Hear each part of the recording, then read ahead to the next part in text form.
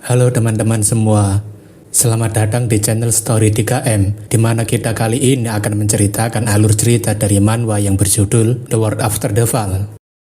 Baiklah, tidak perlu berlama lagi, langsung saja kita masuk ke dalam alur ceritanya. Jae-won menanyakan apakah Jeng Ho benar-benar pernah berpetualang dengan Mulok, dan Jeng Ho mengatakan itu adalah cerita yang sudah lama. Jeng Ho mengatakan jika dia ingin tahu, mungkin sebaiknya mereka berbicara di luar sambil minum. Sekarang kita berpindah ke salah satu kedai makan yang tampaknya terlihat sangat meriah dan didatangi banyak orang. Jeng Ho menanyakan apakah Claire sekarang sudah mulai berjualan di ruang-ruangan, tapi rasanya hal seperti ini tidaklah buruk. Claire mengatakan itu semua karena ada orang gila yang menghancurkan kedainya dengan tusukannya, dan Jae-won tampaknya berpura-pura tidak tahu. Jeng Ho menanyakan apakah Claire adalah orang yang gila uang karena langsung membuka kedai tanpa memiliki tokonya, dan Claire mengatakan sebaiknya dia diam saja dan makan ini. Jeng Ho mengatakan sepertinya Jae-won sudah menyadari akan adanya sesuatu yang aneh dengan orang-orang yang berada di sini. Jeng Ho mengatakan jika Jae-won pasti penasaran kenapa ada sebuah makanan di dunia di mana orang-orang tidak bisa merasakan lapar maupun haus. Jeng Ho memberitahu jika chaos sebenarnya adalah dunia yang diberkahi, tempat di mana jiwa-jiwa kelelahan dari peperangan di Greatland bisa beristirahat dengan tenang. Chaos juga adalah tempat bagi mereka untuk menjalani kehidupan yang bebas, di mana mereka bisa melakukan apapun dengan tenang. Selain itu, para pejuang yang memegang senjata kini bisa melepaskan senjata mereka dan tidak perlu lagi untuk berperang. Ketika mendengar adanya seseorang yang sedang mencari keributan, Jeng Ho menanyakan bagaimana pendapat Jae-won mengenai orang-orang itu. Jae-won mengatakan bukankah itu wajar saja jika ada keributan yang disebabkan oleh orang yang sedang mabuk. Namun ketika Jae-won meminum alkohol tersebut, Jae-won mengatakan kenapa rasa minumannya ini seperti air. Jeng Ho memberitahu jika semua orang di sini hanya berpura-pura mabuk dan berkelahi, lagi pula di chaos tidak akan ada seseorang yang haus maupun mabuk. Di alam yang kekal ini, semua orang merindukan kehidupan di dunia mereka sebelumnya dan mulai hidup dengan meniru gaya hidup di dunia mereka sebelumnya. Pada saat itulah, ada beberapa orang yang bertindak di luar semua itu dan mulai membentuk sebuah tim untuk menciptakan sebuah keajaiban. Mereka membentuk sebuah tim untuk mencapai sesuatu yang mustahil, untuk menemukan kehidupan yang sebenarnya, dan mereka adalah tim ekspedisi Abyss. Jae-won menanyakan memangnya kenapa mereka malah pergi ke Abyss untuk menemukan kehidupan. Jeng Ho mengatakan mereka ingin menemukan Fruit of Resurrection yang berada di ujung Abyss, buah yang tumbuh dari Tree of Imagery. Jae-won menanyakan apakah yang dimaksud itu adalah buah yang bisa membangkitkan orang mati, dan Jeng Ho membenarkan. Satu-satunya bagi makhluk di dunia ini untuk hidup kembali ke dunia mereka adalah dengan memakan Fruit of Resurrection. Tim ekspedisi Abyss adalah sekelompok orang yang dibentuk untuk mencari buah tersebut, dan dirinya dulu adalah seorang awakener yang tidak kenal takut dengan apapun. Jae-won menanyakan apakah Mulok juga mengikuti ekspedisi tersebut, dan Jeng Ho mengatakan itu adalah petualangan mereka bersama. Jeng Ho memberitahu jika orang yang memimpin sekaligus membentuk tim ekspedisi Abyss tersebut adalah Mulok itu sendiri. Waktu itu, Mulok mendatangi Jeng Ho sambil mengatakan jika Jeng Ho adalah awakener yang sempurna karena tidak kehilangan perasaannya dan cukup spesial dari awakener lainnya. Mulok mengatakan pasti berat baginya setelah mengetahui kebenaran dari kultivasi, dan Jeng Ho yang marah melemparkan pedangnya ke arah Mulok. Jeng Ho mengatakan bukankah dia adalah seorang nightmare yang menciptakan towernya, terlebih apa yang sebenarnya ingin dia lakukan dengan pergi ke Abyss. Mulok mengatakan dirinya tidak akan menyangkalnya dan tidak ingin Jeng Ho memaafkan dirinya juga. Mulok memberitahu jika membuat tower adalah pekerjaan yang mau tidak mau harus dirinya lakukan seumur hidup. Mulok mengatakan alasan dirinya mendatangi Chaos dan membentuk tim ekspedisi Abyss adalah karena tower itu sendiri dan dirinya ingin mengakhiri semua kultivasi ini. Untuk pertama kalinya, Jeng Ho baru melihat adanya seorang nightmare yang menyesal setelah membuat towernya. Jae-won menanyakan apakah mereka berhasil, tapi Jeng Ho mengatakan hanya Mulok seorang yang bisa memasuki pintu Abyss karena semua orang sudah tidak sanggup, tapi Mulok sendiri berhasil mencapai puncak dari Tree of Imagery. Buah kebangkitan itu sendiri berjatuhan dari dahannya, dan berkat itu juga tim ekspedisi berhasil mendapatkan banyak buahnya dan dibawa kembali ke Chaos. Jae-won berpikir kalau mereka berhasil mendapatkan buah itu, kenapa Pak Tua ini masih menetap di Chaos? Claire mengatakan bukankah ekspedisi itu gagal dan sebaiknya dia mengatakan yang sejujurnya saja, tapi Jeng Ho mengatakan kenapa dia mengganggu ceritanya. Cheng Ho mengatakan mereka memang berhasil mendapatkan buah itu, akan tetapi mereka tidak berhasil membawanya kembali. Cheng Ho mengatakan jika para monark dan juga kepala keluarga di Greatland rupanya sudah menunggu mereka di pintu masuk Chaos. Bagi Cheng Ho, mereka adalah bajingan pengecut yang tidak punya keberanian untuk memasuki Abyss, tapi meski mereka membawa banyak pasukan yang kuat di Chaos, mereka masih tidak bisa dibandingkan dengan para monark dan kepala klan. Perbedaan kekuatan yang sangat jauh seperti mereka adalah makhluk yang tidak bisa dikalahkan dan membuat tim ekspedisi harus kehilangan semua buah itu. Cheng Ho mengatakan mereka bahkan membangun Revival Palace dan ketika ada monark ataupun keturunannya mati, mereka akan langsung dibangkitkan dan itu sudah berlangsung selama 900 tahun. Jae-hwan sekarang paham alasan kenapa mereka kehilangan semangatnya adalah karena kehidupan asli yang mereka inginkan tidak akan pernah bisa mereka dapatkan. Namun ketika Jae-hwan ingin menanyakan sesuatu tentang Mulok, Cheng Ho malah langsung tertidur duluan.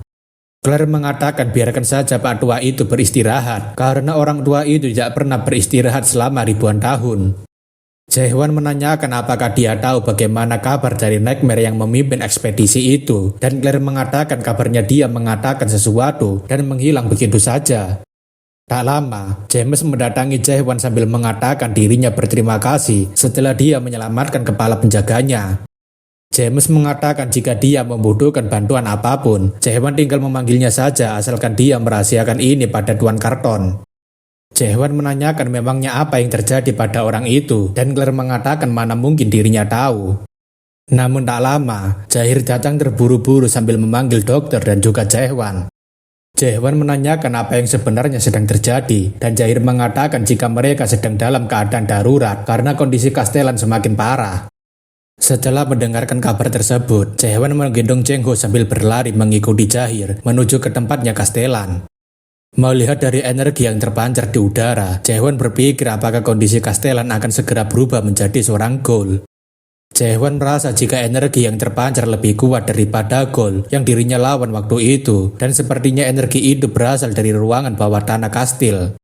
Jae-hwan berpikir, mungkin inilah alasan kenapa Yurhen meminta dirinya untuk menyelamatkan kastelan mereka menggunakan Ghoul Staff. Jae-hwan menanyakan apakah kastelan mereka sedang mengalami qualification, dan Jae-hir mengatakan begitulah. Jae-hir mengatakan jika kastelan mengamuk secara tiba-tiba hari ini, padahal biasanya dia hanya akan mengamuk sekali dalam seminggu, tapi ini lebih cepat. Jae-hir mengatakan jika kastelan mereka adalah orang yang sangat baik, bahkan sebelum dia menderita qualification, dia adalah seorang legenda hidup. Jae-hir juga memberitahu jika kastelan adalah salah satu orang yang berpartisipasi dalam tim ekspedisi Abyss bersama dengan dokter.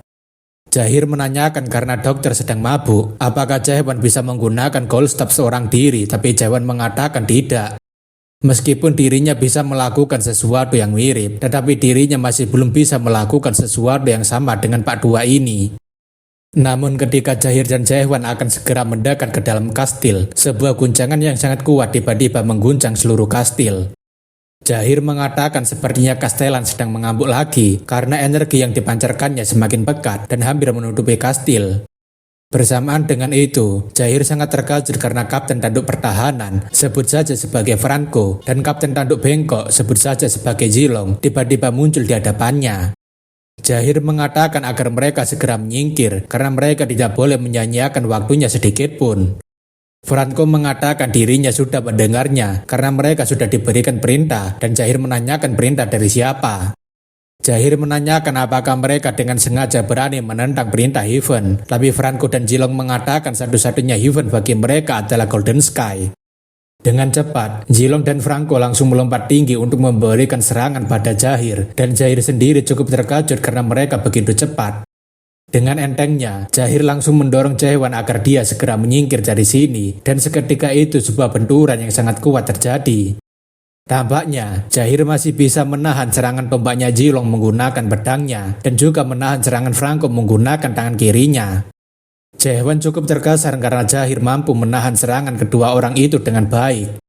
Jae-hir berpikir, siapa yang akan menyangka bahwa sekte Golden Sky rupanya sudah menyusup hingga bagian kastil dalam. Sambil menghempaskan Jilong dan Franco, Jae-hir mengatakan apakah mereka sudah lupa dengan siapa dirinya. Jae-hir mengatakan kalau mereka berdua menyerah sampai di sini, maka dirinya mungkin akan membantu mereka untuk meminta maaf pada Castellan. Zilong mengatakan memangnya Castellan yang mana? Apakah yang dia maksud adalah monster yang sedang dikurung di ruangan bawah tanah itu? Zilong mengatakan monster yang tidak bisa menahan kekuatannya sendiri, bahkan tidak bisa membedakan mana yang baik dan buruk, tidak layak disebut sebagai seorang Castellan. Zilong menanyakan kenapa orang sukat kapten pemusnahan gol masih terus melayani monster seperti itu. Jahir mengatakan dirinya tidak memerlukan alasan apapun untuk melayani Castellan, karena dirinya percaya bahwa Castellan pasti akan kembali. Namun karena Jahir lengah, Franco langsung melancarkan serangan pada Jahir sambil mengatakan, itulah alasan kenapa orang kelas kepala susah diajak untuk berbicara. Serangan Franco benar-benar mengenai Jahir secara telak, bahkan serangan tersebut menghasilkan ledakan yang sangat kuat. Zilong mengatakan kalau Jahir memang sedikit pintar, mungkin mereka tidak perlu bertarung seperti ini. Jahir berpikir dirinya adalah seorang adapter tingkat 4, meski mereka berdua itu berada di tingkatan adapter 4, tapi mereka seharusnya bukanlah tandingannya. Melihat bagaimana dirinya tidak bisa mengalahkan kecepatan mereka, Jahir yakin jika perkembangan ini karena mereka menggunakan qualification. Jahir kemudian menyuruh agar Jaehwan segera kabur dari sini, tapi tampaknya Jaehwan malah melemparkan Cheng Ho pada Jahir. Jaehwan mengatakan itu adalah balasan untuknya karena mendorongnya barusan secara sengaja. Franco menanyakan apakah dia adalah pria yang bisa menggunakan Gold Slash, dan Jaehwan mengatakan kalau iya lalu kenapa. Dengan menggunakan suspension miliknya, Jaehwan tahu jika Franco dan Zilong sedang berpikir, bukankah pria ini terlalu kecil untuk menjadi lawan mereka, bahkan mungkin dia tidak bisa memukul dengan benar. Mengetahui apa yang dipikirkan oleh Franco dan Zilong, Jaehwan langsung dengan cepat mendatangi Franco sambil mengatakan, apakah yang dia maksud dengan memukul dengan benar adalah sesuatu seperti ini. Dengan pukulan yang begitu kuat dan mantap, Franco harus menerima pukulan telak Jaehwan tanpa sempat menghindari maupun bertahan. Zilong tentunya panik karena pria ini pergerakannya terlalu cepat, tapi tentu saja Jaehwan juga akan menyerang Zilong dengan pukulannya. Jaehwan mengatakan mereka terlalu banyak menyombongkan kemampuan mereka, sampai-sampai membuka terlalu banyak celah untuk memukulinya. Zilong tampaknya tidak langsung tumbang seperti Franco, karena dia langsung mencoba untuk memberikan serangan balik pada Jaehwan. Tidak hanya itu, Zilong bahkan menunjukkan jurus baling-baling bambunya, tapi Jaehwan dengan mudahnya menghindari serangan itu sambil salto. Zilong terus-terusan mencoba menyerang Jaehwan, namun Jaehwan berpikir jika dirinya merasakan energi yang lebih besar daripada sebelumnya. Jaehwan berpikir apakah ini adalah Fungeful Spirit, tapi melihat dari wajahnya saja, Jaehwan yakin jika orang ini sebenarnya sedang ketakutan akan kematiannya. Jaehwan berpikir orang ini melakukan pemberontakan hanya dengan nyali sekecil ini, sungguh sangat menyedihkan. Jaehwan memberitahu jika dirinya tidak bisa melakukan sesuatu seperti menyelamatkan seseorang yang dilakukan oleh Pak Dua itu. Akan tetapi, jika mereka membicarakan siapa yang paling cepat untuk membunuh seseorang, maka Jaehwan tidak akan ragu-ragu untuk melakukannya. Jaehwan juga memberitahu, jika mereka mencoba melakukan pemberontakan, maka jangan pernah melakukannya setengah-setengah. Berpindah ke ruangan bawah tanah, di mana Yurhen saat ini bersama dengan Maihan sedang mengawasi Castellan. Yurhen mengatakan padahal belum sejak lama Castellan menerima Gold Slash, tapi kenapa kondisinya langsung memburuk seperti ini? Yurhen melihat dengan mata kepalanya sendiri jika dokter datang tadi pagi dan melakukan Gold Slash untuk meredakan gejala qualification. Yurhen berpikir sudah melihat secercah harapan untuk menyembuhkan Castellan, tapi kenapa Castellan tiba-tiba mengamuk lagi? Yurhen mengingat jika Cheng Ho mengatakan bahwa Gold Slash milik Jaehwan masih belum sempurna, namun itu masih cukup untuk menekan qualification milik Castellan. Cheng Ho mengatakan jika mereka membutuhkan paling tidak waktu selama 1 bulan untuk menyelamatkan Castellan bersama dengan Jaehwan. Yurhen sangat yakin jika salah satu dari mereka mengetahui tentang Jaehwan, dan di antara orang-orang ini pasti ada seorang pengkhianat. Yurhen masih mengingat jika Castellan pernah berkata, jika seseorang yang bisa memanipulasi energi spiritual akhirnya telah muncul. Yurhen menanyakan apakah itu adalah dari klan Greenberries, dan Castellan membenarkan jika dirinya ingin melihat secara langsung. Yurhen tentunya mencoba menghentikan Castellan karena masalah spiritual energi itu sangatlah berbahaya. Castellan mengatakan agar Yurhen sedikit percaya padanya karena dirinya sudah melewati banyak peperangan. Meskipun dirinya mungkin kalah dalam perang Fruit of Resurrection, tapi kalau ada kesempatan untuk menyelamatkan penduduk Gorgon, maka dirinya akan mengambilnya. Namun sayangnya, setelah Castellan pergi untuk menemui orang yang bisa mengendalikan spiritual energi, Castellan malah berakhir dengan kondisi tubuh yang sudah terkena qualification. Jurgen benar-benar sedih melihat kondisi Castellan yang sudah seperti mayat hidup, dan orang yang membawa kembali Castellan dalam kondisi seperti ini adalah Maihan. Seketika itu, Jurgen berpikir apakah Maihan adalah seorang pengkhianat yang menjebak Castellan hingga kondisinya memburuk seperti sekarang.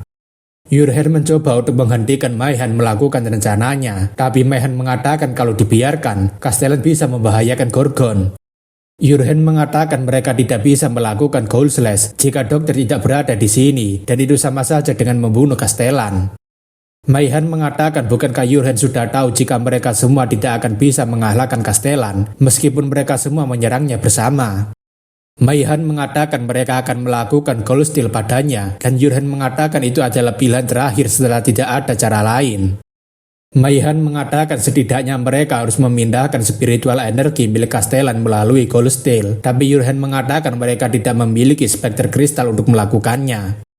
Maihan mengatakan jika semuanya sudah tahu bahwa Jurgen menyembunyikannya, dan tentu saja orang itu akan segera membawanya.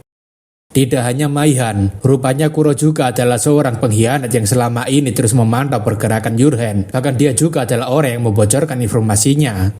Jurgen benar-benar terkejut karena Kapten Dark Shadow yang selama ini dirinya percaya rupanya adalah seorang pengkhianatnya. Maihan mengatakan padahal spekter kristal adalah sesuatu yang sangat penting bagi masa depan Gorgon, tapi Jurgen malah menyembunyikannya dari mereka. Maihan dengan entengnya menuduh apakah Jurgen sedari awal memang berencana untuk mengubah Castellan menjadi Megagol dan menghancurkan Gorgon. Maihan mengatakan jika Megagol adalah monster yang bisa memerintahkan Gol dan membawa kehancuran ke suatu tempat, terlebih Megagol lebih berbahaya daripada Medium Gol.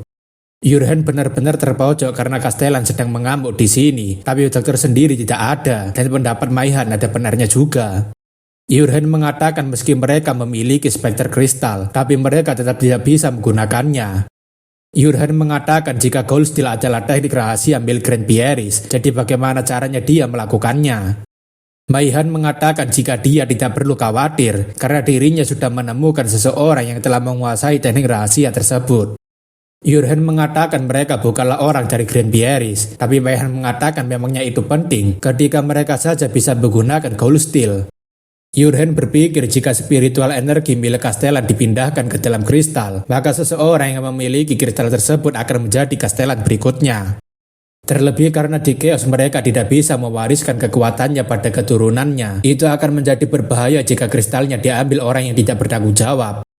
Dengan memikirkan itu saja, Jurgen akhirnya menyadari jika semua ini mulai terhubung, dan orang-orang ini adalah mereka yang dibicarakan oleh Castellan. Sejak Castellan berniat menemui orang itu hingga dia terkena Golification, itu semua sudah direncanakan oleh komandan eksternal. Jurgen kemudian memerintahkan agar seluruh pasukan segera menghentikan pemberontakan Maihan. Namun sayangnya, semua orang yang berada di ruangan bawah tanah adalah para pengkhianat dan tidak berniat untuk mendengarkan perintah dari Jurgen. Jurgen benar-benar tidak bisa melakukan apapun dan tidak berdaya karena tidak bisa menyelamatkan Castellan dari para pemberontak ini.